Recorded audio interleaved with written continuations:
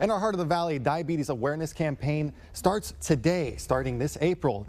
Diabetes affecting 1 in every 3 people. There's no cure, but simple changes in what we can eat or do physically can go a long way to prevent it in the first place or reducing your risk if you were diagnosed.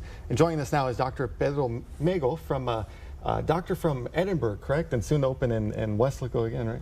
Actually, in Mission Vascular this time, but opening in Westlaco very soon. That was a mouthful, so we just went over it. Yeah. And very interesting work that you do. You just told me that you address diabetes by going into the artery with catheters.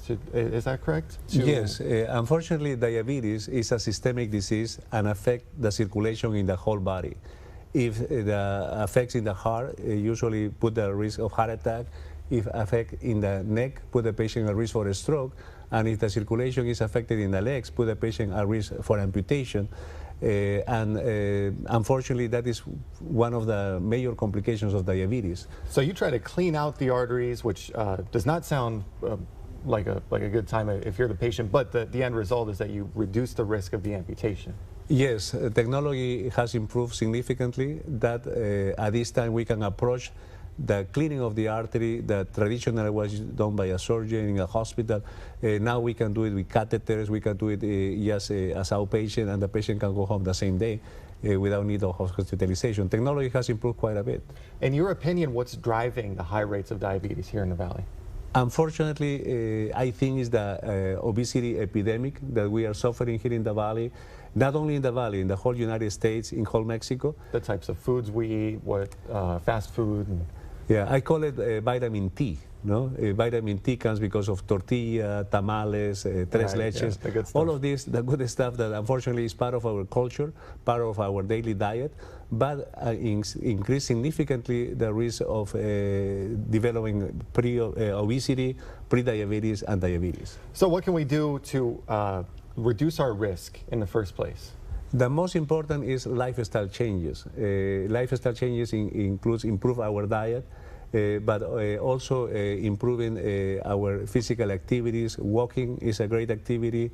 Looking for a pretext, for an excuse to visit a friend, going to HEV or Walmart, parking far from the entrance. All of this increase our daily living activities is fundamental. It sounds like we're just not moving around enough to begin with, so anything that we can do to increase that is going to help us out.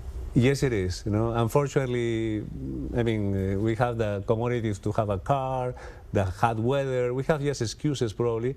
Some of them are real for some patients. We need to respect that. I mean, sometimes patients cannot walk that much, but as a physician, it's my responsibility to promote physical activity, increase lifestyle activities as much as possible. If you do have diabetes, is it a similar recommendation as far as what you can do to live a better life and reduce the impacts? If you already have diabetes, I strongly recommend it to be managed by a professional. No?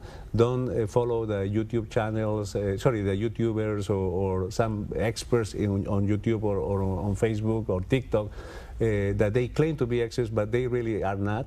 And this is a serious condition that we should put all our effort to be managed by a professional. We have great professionals here in the Valley. First, I would recommend to visit your primary care, and if this primary care cannot manage, request or the primary care himself will send you to an endocrinologist to manage this better. Great. Well, thank you so much, Doctor, here with the RGV Diabetes Association, as well as your practice. Thank you so much for sharing the info. As we continue Heart of the Valley here on our starting today in the month of April, and you can check out our website here with more information that we have. We're going to continue pushing our information on Heart of the Valley and educating everybody and raising awareness about what we can do to try to reduce the diabetes rates here in the Valley.